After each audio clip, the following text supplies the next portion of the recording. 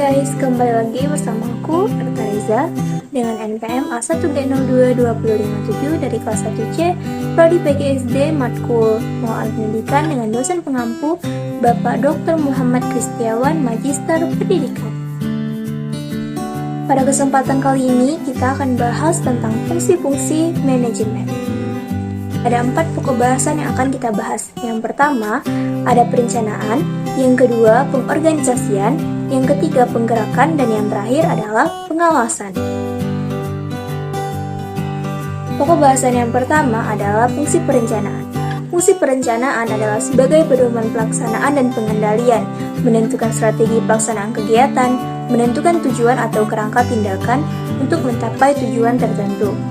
Dalam menentukan rencana harus dilakukan secara matang dengan melakukan kajian secara sistematis sesuai dengan kondisi organisasi dan kemampuan sumber daya dengan tetap mengacu pada visi dan misi organisasi menurut Andang tahun 2014. Selanjutnya ada fungsi pengorganisasian.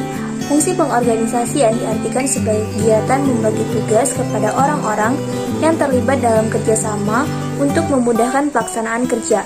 Pelaksanaan fungsi pengorganisasian dapat memanfaatkan struktur yang sudah dibentuk dalam organisasi. Artinya, deskripsi tugas yang akan dibagikan adalah berdasarkan tugas dan fungsi struktur yang ada dalam suatu organisasi. Pengorganisasian suatu tugas dapat memperlancar alokasi sumber daya dengan kombinasi yang tepat untuk mengimplementasikan rencana. Menurut Sarwoto pada tahun 1978, ia menyebutkan proses organisasi meliputi beberapa kegiatan yaitu sebagai berikut. Yang pertama, perumusan tujuan, yang kedua, penetapan tugas pokok, yang ketiga, perincian kegiatan, yang keempat, pengelompokan kegiatan-kegiatan dalam fungsi-fungsi, yang kelima, departementasi, yang keenam, pelimpahan otoritas, yang ketujuh, staffing, dan yang terakhir adalah facility. Materi selanjutnya yaitu fungsi penggerakan. Fungsi penggerakan atau actuating adalah hubungan antara aspek-aspek individual yang ditimbulkan oleh adanya hubungan terhadap bawahan untuk dapat mengerti dan memahami pembagian pekerjaan yang efektif dan efisien. Actuating adalah bagian yang sangat penting dalam proses manajemen. Berbeda dengan ketiga fungsi lain, planning, organizing, controlling, actuating dianggap sebagai intisari manajemen karena secara khusus berhubungan dengan orang-orang. Pokok bahasan yang terakhir yaitu fungsi pengawasan.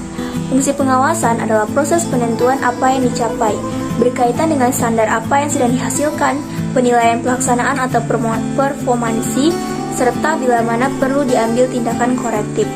Ini yang memungkinkan pelaksanaan dapat berjalan sesuai rencana, yakni sesuai dengan standar yang diharapkan.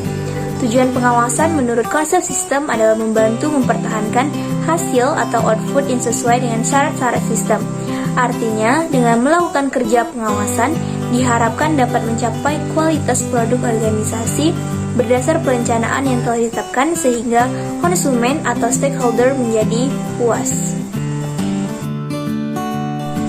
Hanya itu materi yang kita bahas hari ini. Terima kasih.